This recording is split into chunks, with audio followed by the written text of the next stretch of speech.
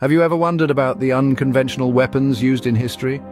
Did you know that in feudal Japan, a simple fan could be a deadly weapon? Welcome to the intriguing world of the war fan, or tessen, of feudal Japan. At first glance, one might mistake this for a mere accessory, an object of elegance used to cool oneself on a sweltering summer day.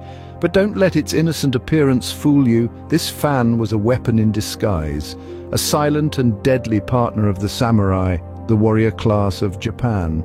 The design of the war fan was a masterpiece of deceptive simplicity. Constructed with iron, the fan could be closed into a sturdy baton or opened to reveal a set of lethal narrow slats. The artistry of the tessen, its delicate silk and intricate painting, belied its true purpose, a tool of defense and a weapon for surprise attacks. The tessen was a versatile companion on the battlefield. Its compact size and lightweight build made it easy to carry, and in the hands of a skilled samurai, it could deflect arrows, darts, or even swords. And when the enemy least expected it, the samurai could launch a swift and silent attack, using the tessen as a striking weapon. But perhaps the most fascinating aspect of the war fan was its role in the samurai's training. The samurai practiced a martial art known as tessen jutsu, the art of the war fan.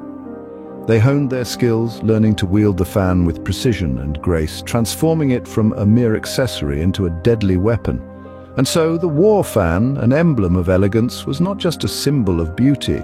In the hands of a samurai, it was also a symbol of deadly force, a testament to the samurai's skill, and a reminder that in warfare, appearances can be deceiving. Thus, the war fan, an emblem of elegance, was also a symbol of deadly force in the hands of a skilled samurai. Moving away from Japan, let's travel to Africa, where the Azande warriors used a unique throwing knife known as the kipinga. This wasn't your everyday kitchen utensil, oh no. This was a multi-bladed weapon designed for throwing with deadly precision. The kipinga was a marvel of design. It had 3 blades, each varying in size and shape, protruding from a central circular hub. The blades were often curved or angular, causing the knife to spin unpredictably when thrown.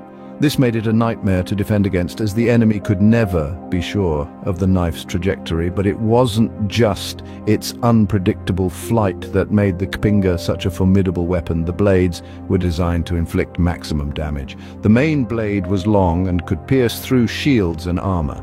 The 2 smaller blades were perfect for hooking the enemy's shield or weapon, disarming them and leaving them vulnerable to attack. Using the kipinga effectively required considerable skill. It was thrown in a specific way, with a spin that increased the chances of a blade striking the enemy. The Azande warriors had to be strong, agile, and incredibly accurate. Training to use the kipinga was rigorous, turning these warriors into masters of this unique weapon. In battle, the kipinga was used as a secondary weapon. The warriors would hurl it at their enemy before engaging in close combat, often catching their foes off guard. It was a weapon of surprise, of unpredictability, and of sheer power. But the kipinga was more than just a weapon. For the Azande, it was a symbol of status. Only warriors of high rank were allowed to use it, making it a prized possession within the tribe. So the kipinga stands as a remarkable example of African warfare ingenuity, a weapon that combined design, skill, and strategy in a way that was truly unique to the Azande warriors of Africa. Next, we journey to India, home to the chakram, a circular throwing weapon known for its precision. This intriguing weapon, often associated with the Sikh warrior tradition, boasts a unique design. Picture a high-speed frisbee, but with a deadly edge. The chakram is a flat, circular disc, varying in size from as small as a dessert plate to as large as a dinner plate.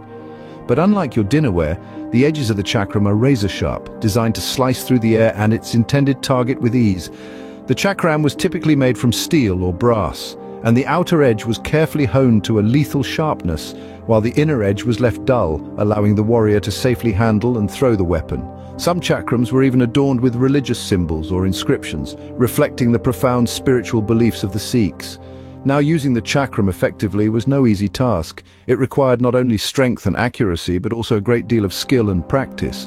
The weapon was usually thrown by spinning it around the finger or by launching it directly from the hand. Some warriors could even throw multiple chakrams at once, creating a deadly rain of spinning metal.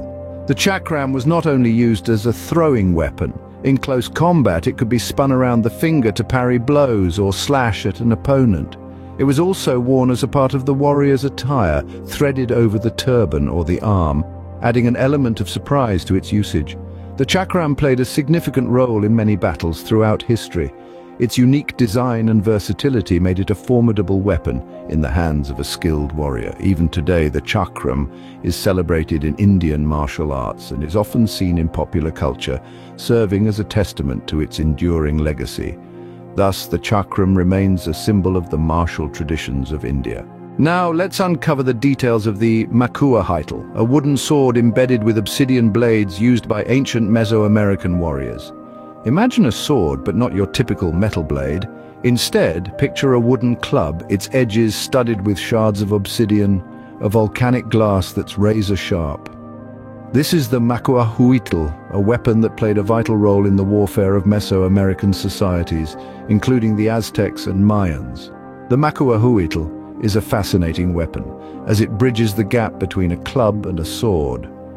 The core of the weapon was typically made of hardwood, providing a sturdy base. Then, obsidian blades, sharper than any metal found in nature, were embedded into the wood, creating a lethal edge. Now you might wonder, how effective could a wooden sword really be? Well, the obsidian blades were capable of slicing through almost anything with ease. There are accounts from the Spanish conquest of the Aztecs where a well-aimed strike from a makuahitl could decapitate a horse. In battle, the makuahitl was used in a similar manner to a sword. Warriors would swing it, aiming to cut their enemies with the obsidian blades, but it wasn't just about slashing. The weight of the weapon meant it could also be used to bludgeon opponents, adding another level of versatility. The injuries inflicted by the makuahitl were gruesomely effective. The obsidian blades could cause deep cuts, and their jagged nature meant wounds were often ragged and difficult to heal. Not only that, but the shards of obsidian could break off in the wound, causing further complications. It's clear the makuahitl was a weapon to be reckoned with. Its unique design and the use of obsidian blades made it a formidable tool in the hands of Mesoamerican warriors. It's a shining example of how societies adapted to their environment to create effective tools of warfare. The makuahitl, a testament to the ingenuity and resourcefulness of Mesoamerican warriors. Finally, we investigate Greek fire, the mysterious incendiary weapon used by the Byzantine Empire. The Byzantines, renowned for their advances in warfare, left an indelible mark on history with this infamous weapon. Greek fire, as it is commonly known, was not your typical fire. This was a weaponized flame that could continue burning even on water. Now let's dig into the details. Greek fire was primarily used in naval warfare, a terrifying tool against enemy ships. Imagine an enemy vessel approaching, only to be met with a blaze that water could not extinguish. The fire was typically launched from tubes or siphons, casting a deadly spray of flame onto the enemy. Not only was the fire itself a formidable weapon, but the psychological impact on the enemy was equally devastating. The sight of an unquenchable fire spreading across the sea, consuming ships and soldiers alike, was a chilling spectacle that could break the resolve of even the most hardened warriors. However, what makes Greek fire truly fascinating is the mystery that surrounds it. Despite numerous attempts by historians and chemists, the exact recipe of Greek fire remains unknown. The Byzantines guarded the secret formula jealously, passing it down from one emperor to the next. The ingredients, the preparation, and the deployment mechanisms were all closely guarded secrets, making Greek fire a weapon that could not be replicated by their adversaries.